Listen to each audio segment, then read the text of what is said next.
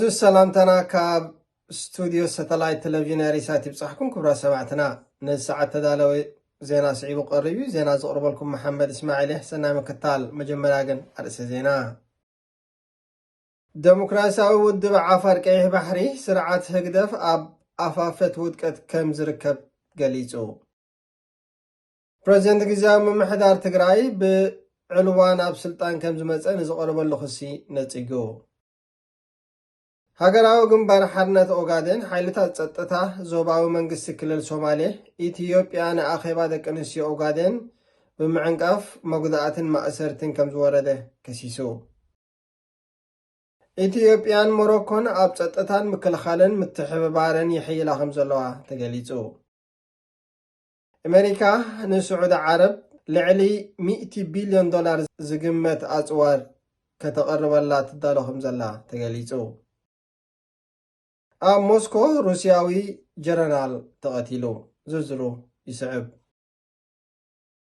ديمقراسياوي ودب عفر كيح بحري سرعات هقدف اب افافت ودكت كم زركب قليسو زرزرو وكيل ريسات ديمقراسياوي ودب عفر كيح بحري سرعات هقدف اب افافت ودكت كم زركب قليسو حلاف قدات وصا ديمقراسياوي ودب عفر كيح بحري كمون حدا خاب مسرتن ابلات بوردن ساتلايت تلفزيون اريسات اتو اسماعيل غبايتا سرعات هقدف اب افافت ودكت كم زركب قليسو نسونا زغلصا منغستي ارترا نتي ابز حلفه قنيات بسم ديمقراسياوي ودب عفر كيح بحري زوصن صورن تبعن صاوعيت نمملاس بمنستر زينا بزمرحان مديتاتو قبيلو ناي تسفا مقراص مغلصታት مهابو سعيبيو اتتصاوعيت كلهم دليت فتحنا ጽነትን ህዝብታት ኣብ ኤርትራ ሓቀኛ ለውጥን መምጻእነትን ዓሰርታት ዓመታት ዝቐጸለ ምልኪ ዕምሩ ከበግዕ ንምግባርን ክጥርነፉ ዝጽውዕ መንባሩ ኣቶ እስማኤል ኣዘኻኺሮ ንሱ እዚ ኣብ መንጎ መራሕቲ ስርዓት ግደፍ እናዓበየ ዝኸይድ ዘሎ ስምባደ ነቲ ስርዓት ዘይተርፍ ውድቀት ይጽበዮ ከም ዘሎ ብምስትውዓል ምዃኑ ሓቢሮ እቲ ብጭቆና ምፍልላይ ጥሜትን ኣብ ምስጢራዊ ኣብያተ ማእሰርቲ ብምድጓንን ዝልለስ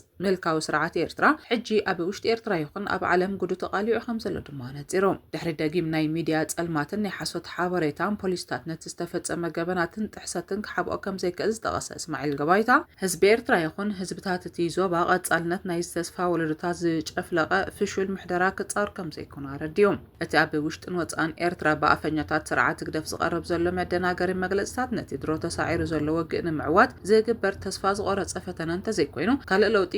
ከም ዘይክእል ኣቶ እስማኤል ኣስሚሮም እቲ ንውጽዓት ህዝብታት ብፍላይ ድማ ንዓፋር ዝጭቁንን ዝንጽልን ስርዓት ድሕሪ ደጊም ገበናቱ ክሓብእ ከም ዘይክእልን መሰረቱ ብፖለቲካ ይኹን ብሞራል ይፈርስ ከም ዘሎን ድማ ገሊጾም መንግስቲ ኤርትራ ብዲሞክራሲያዊ ውድብ ዓፋር ቀይሕ ባሕሪ ክመጽእ ዝኽእል ለውጢ ብዝኾነ ምፍራሕ ይኹን ናይ ጸለመ ጎስጓስ ደው ከብሎ ከም ዘይክእል ዝገለጸ ሓላፊ ጉዳያት ወጻኢ ውድብ ኣቶ እስማኤል ገባይታ ኣብ መላእ ዓለም ዝርከቡ ናጻ ሓይልታትን ብሕልና ዝድረኹ ተዋሳእትን ኩሎም ደግፎም ክሕይሉን ኣብ ዲሞክራሲ ፍትሒ ሰብኣዊ መሰላትን ክቡር ሓባራዊ ህይወትን ዝተመስረተት ሓዳስ ኤርትራ ኣብ ምህናጽ ኣድማዒ ተራ ክጻወቱን ፀዊዑ ኣብ መወዳእታ ከዓ ሓቀኛ ክውንነት ኣብ ልዕሊና ስለ ዘሎ እዚ ሕጂ ዘሎ ስርዓት ካብ ተሓታትነት ኣይከምልጥን ይክብል መጻኢት ኤርትራ ሓራን ምስ ህዝብታታን ጎረባብታን ዝተዓረቐትን ከም ትኸውን ኣተስፊዩ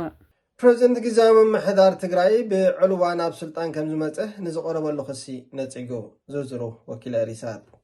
ፕሬዝደንት ግዝያዊ ምምሕዳር ትግራይ ብዕልዋን ኣብ ስልጣን ከም ዝመጽእ ንዝቐረበሉ ክሲ ነጺጉ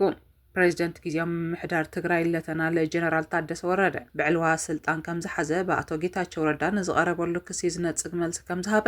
ቲክፋህ ኢትዮጵያ ሓቢሮም ኣብቲ ብ25 ሚያዝያ በኣውራ ኣምባ ታይምስ ተባሃለ ሚድያ ዝተመሓላለፈ ቃለ መሕተት ጀነራል ታደሰ ብመሰረት ስምምዕ ፕሪቶሪያን 2 ዓመት ዝጸንሕ ዕድመ ስልጣን ኣቶ ጌታቸው ኣብ መጋቢት 2025 ከም ዝተዛዘመ ብምግላጽ ፕሬዝደንትነቱ ዘነውሕ ምኽንያት ከም ዘየለ ኣስሚሮ ጸኒሒት ጌታቸው ን6 ኣዋርሕ ክነዋሕ ይኽእል እኳ እንተነበረ ንኽነዋሕ ዘኽእል ብቑዕ ምኽንያት ስለዘይተረኽበ ናይ 2 ዓመት ጸኒሒቱ ዛዚሙ ከም ዝወረደውን ኣነጺሮ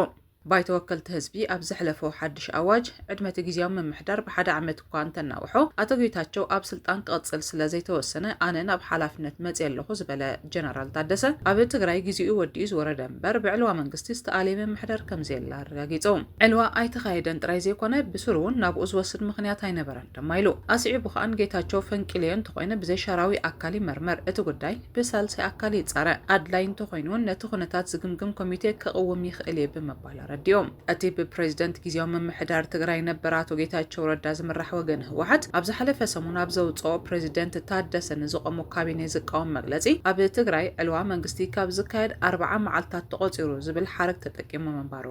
ይዝከር። ሃገራዊ ግንባር ሓርነት ኦጋዴን ሓይልታት ጸጥታ ዞባዊ መንግስቲ ክልል ሶማሌ ኢትዮጵያን ኣኼባ ደቂ ኣንስትዮ ኦጋዴን ብምዕንቃፍ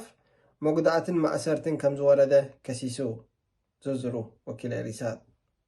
ሃገራዊ ግንባር ሓርነት ኦጋዴን ሓይልታት ጸጥታ ዞባዊ መንግስቲ ክልል ሶማሌ ኢትዮጵያን ኣኼባ ደቂ ኣንስትዮ ኦጋዴን ብምዕንቃፍ መጉዳእትን ማእሰርትን ከም ዘውረደ ከሲሱ ሓይልታት ጸጥታ ክልላዊ መንግስቲ ሶማሌ ኢትዮጵያ ኣብ ከተማ ጅግጅጋ ኣብ ዝርከብ ቤት ጽሕፈት ንዝካየድ ዝነበረ ኣኼባ ደቂ ኣንስትዮ ኦጋዴን ብምዕንቃፍ መጉዳእትን ማእሰርትን ከም ዘውረደ ኣዲስ ስታንዳርድ ሓቢሩ። ኣብ ቦምበር ሃገራዊ ግንባር ሓርነት ኦጋዴን ዓብድራሕማን ማህዲ እቲ ፍጻመ ኣካል ናይቲ ኣብ ልዕሊ ደገፍቲ ትሰልፍን ኣብ ክልል ሶማሌ ዝርከቡ ፖለቲካዊ ኤሊታትን ዝካየድ ዘሎ ሰፊሕ ዓሌታዊ ዓፈና ምዃኑ ከሲሶም እቲ ሰልፊ ብ24 ሚያዝያ 2025 ኣብ ዘውፅኦ መግለጺ ኣብ ከተማ ጅግጅጋ ኣብ ዝርከብ ዞባዊ ቤት ጽሕፈቱ ተጋቢኡ ዝነበረ ሰላማዊ ኣኼባ ማሕበር ደቂ ኣንስትዮ ኦጋዴን ብዕጡቃት ሓይልታት ጸጥታ ከም ዝተበተነ ኣፍሊጦም። ሓይልታት ጸጥታ ብዝወሰድዎ ስጉምቲ ብሕብረተሰብ ናይቲ ከባቢ ፍሉጥ ባህላዊ ሰብ ዝርከብዎም ሓያሎ ሰባት ከም ዝቆሰሉ ኣብ ሆስፒታል ተዓቂቦም ከም ዘለዎም ብርክት ዝበሉ መራሕቲ ጉጅለታት ከም ዝተኣስሩን ነቲ ውድብ ገሊጾም። እቲ ፍጻሜ ኣብ ልዕሊ ዘይተዓጥቁ ሲቪላትን ሕጋውያን ፖለቲካውያን ተዋሳእትን ዝተፈጸመ በደል ምንባሩ ኣብ ቦምበር ናይቲ ውድብ ገሊጹ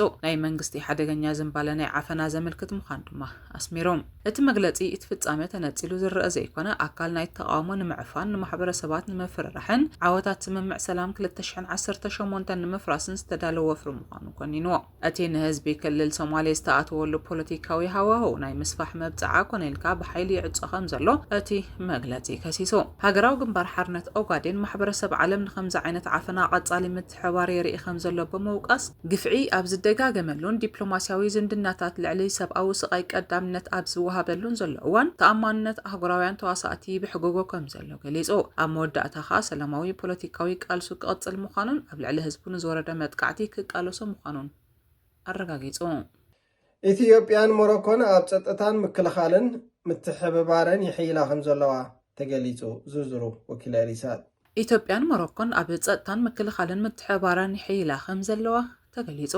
ኢትዮጵያን ሞሮኮን ንድሕነት ሳይበር አርቲፊሻል ኢንተሊጀንስ ምዕባለ ኢንዱስትሪታትን ካልኦት ዓውታት ጸጥታን ኣተኩሮ ብምሃብ ናይ ምክልኻል ምትሕብባርን ይሕይላ ከም ዘለዋ ኣዲስ ስታንዳርድ ሓቢሮም። እዚ ስትራቴጂካዊ ምትሕብባር እዚ ዋና ተቆጻጻሪ ንጉሳዊ ዕጡቕ ሓይልታት ሞሮኮ ጀነራል መሐመድ በርዲን ኣዛዚ እዚ ደቡብ ናይ ኢትዮጵያን ኣብ ዘካየድዎ ናይ 4 መዓልታት ዑደት ይዕላዊ ኮይኑ ኣብቲ ዑደት ጀነራል በሪድ ብላዕለዋይ ወተሃደራዊ ልኡኽ ተዓጂቡ ምስ ሓላፍ ስታፍ ኢትዮጵያ ፊልድ ማርሻል ብርሃኑ ጁላ ላዕለዋይ ደረጃ ዘተ ብምክያድ ኣብ ዓበይቲ ወተሃደራዊ ትካላት ምብጻሕ ኣካይዱ። ክልቲኦም ወገናት ነቲ ኣብ ናሓሰ 2024 ብክልተ ኣብ ምልዋጥ ዝጀመረን ዓበይ ዝኸይድ ዘሎ ዝምድና በምህናጽ ወተሃደራዊ ምትሕግጋዝ ንምዕባይ ዝዓለመ ረቂቕ ስምምዕ ፈሪሞም። እቲ ስምምዕ ንሓባራዊ ስልጠና ምስግጋር ቴክኖሎጂን ስትራቴጂካዊ ውጥን ምክልኻልን ዘጠቓልል ኮይኑ ከም ሓደ ሰፊሕ መተሓባበሪ መቓን ኮይኑ ዘገልግል እዩ። እቲ ዑደት ኢትዮጵያ ዞባውን ኣህጉራውን ወተሃደራዊ ሽርክነታ ንምዕባይ ትደፍእ ከም ዘላ ዘጉልሕ እዩ። ኣብ ዝሓለፉ ኣዋርሕ ኢትዮጵያ ምስ ሩዋንዳ ናይ ምክልኻል ምትሕብባር ስምምዕ ብምፍራም ምስ ኬንያ፣ ደቡብ ኣፍሪካ፣ ደቡብ ሱዳንን ሕቡራት ኢማራት ዓረብን ዘለዋ ወተሃደራዊ ርክቡን ከም ዘዕመቐት ይግለጽ። ኣሜሪካ ንስዑድ ዓረብ ልዕሊ $100 ቢልዮን ዝግመት ኣጽዋር ከተቕርበላ ትዳሎ ከም ዘላ ተገሊጹ ዝርዝሩ ወኪል ሪሳት ኣሜሪካ ንስዑድ ዓረብ ልዕሊ $100 ቢልዮን ዝግመት ኣጽዋር ከተቕርበላ ትዳሎ ከም ዘላ ተገሊጹ። ኣሜሪካ ንስዑድ ዓረብ ልዕሊ $100 ቢልዮን ዝግመት ጥሙር ኣጽዋር ከተቕርብ ተዳልያ ምህላዋ ሪቶርስ ነቲ ጉዳይ ንዝፈልጡ ምንጭታት ብምጥቃስ ሓቢሮም። እቲ ስምምዕ ፕሬዚደንት ኣሜሪካ ዶናልድ ትራምፕ ኣብ ዝመጽእ ወርሒ ግንቦት ናብ ስዑድ ዓረብ፣ ቀጠርን ሕቡራት ኢማራት ዓረብን ክገብሮ መዲቡ ኣብ ዘሎ ዑደት ዕላዊ ክግበር ትጽቢት ከም ዝግበር ሬቶርስ ብ24 ሚያዝያ ሓቢሩ። ከም ሎክሂድ ማርቲን፣ RTX ኮርፕ፣ ቦይንግ፣ ኖርዝሮፕ ጉርማንን ጀነራል ኣቶማክስን ዝኣመሰሉ ላዕለዎት ኮንትራክተራት ምክልኻል ኣብ ቀረብ ምዕቡል ስርዓተ ኣጽዋር ከም ዝተሳተፉን ሓያሎ ኣካየድቲ ስራሕ ናይተን ኩባንያታት ኣብቲ ዑደት ምስ ትራምፕ ከም ዝጓዓዙን ተገሚቱሎ። ኣሜሪካ ንስዑድ ዓረብ C-130 ናይ መጓዓዝያ ነፈርትን ሚሳይላትን ስርዓተ ራዳር ዝርከብዎም ዝተፈላለዩ ኣጽዋርን ከተቕርብ ከም እትኽእል ሮይተርስ ጠቐሶም 6 ምንጭታት ሓቢሮም። سعودي عرب ناي لوكهيد مارتين F-35 نفاريت وقع كم زي تركب جن بأقوى تفليت له كاب أمريكا محازوت هاجرات نيتو جابان دبوب كوريا أستراليا زعم سلاسة مرز هاجرات رأين F-35 كجز أزف كدلن بريزيدنت أمريكا نبر جو بايدن مس إسرائيل زنبر زمدنا ناب نبر نمبلاس صفحة على محيزو من سعودي عرب حدش نايم كل خالص من معك فرن فاتينو كانت نبره هيتعوتن وعل بايدن رياض نوفري تشاينا كتعاصن كا بيجينغ نزغبر عدغي اطوار دو كتبلن زطلب كوينو اتي ترامب زقرب وسم مع تمساسالي غدب زلو دي ايكونن استرغاغص ነገር የለን አሜሪካ ነውሕ እዋን ስዑዲ ዓረብ አጥዋር ከተቀርብ ጸንሐት ሃገርያ ካብ 2018 ድሕሪ ቅትለት ስዑዳዊ ጋዜጠኛ ጀማል ካሾጌ መሸጣ አጥዋር ተዘሓሒሉ ድሕሪ መጽናሕ ኣብ 2021 ስዑዲ ዓረብ ኣብ ኩናት የመን ኢዳ በመእታዋ ኮንግረስ አሜሪካ መሸጣ አጥዋር ደው ክብል አዚዙ ከም ዝነበረ ዝፍለጥ ኮይኑ ኣብ 2024 እገዳ መሸጣ አጥዋር ከም ዝተላዕለላ ይዝከር ኣብ ሞስኮ ሩሲያ ጀነራል ተቀቲሉ ዝርዝሩ ወኪል ሪሳት ኣብ ሞስኮ ሩሲያዊ ጀነራል ተቀቲሉ ሓደ ካብ ላዕለዎት ወተሃደራውያን ኣዘዝቲ ሩስያ ናብ ቤት ጽሕፈት ጠቕላላ ስታፍ ሓላፊ ሰራሒታትን ዝነበረ ጀነራል ያሮስላቭ ሞስካሊክ ኣብ ከተማ ሞስኮ ኣብ መኪና ብዝተጻወደ ነታዊ ከም ዝተቐትለ ሰብ መዚ ሩስያ ሓቢሮም እቲ ቅትለት ፍሉይ ልኡኽ ፕሬዚደንት ኣሜሪካ ምስ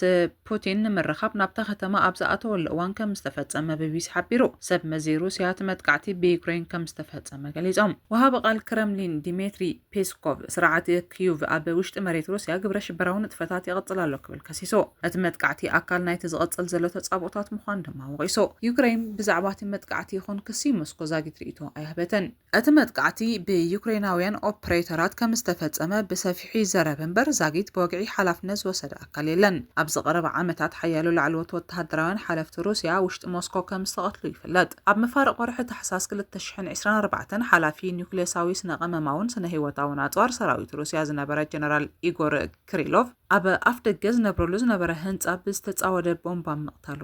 ይዝከር ኩራ ሰማዕትና ንሎሚ ዝተዳለወ ዜና ኣብ ዝተዛዚምሎ ምስ ተረፉ መደባትና ንሓትገኩም ክሳብ ዝመጽእ ሰላም ጥዕሙ ንኹልና ሰላም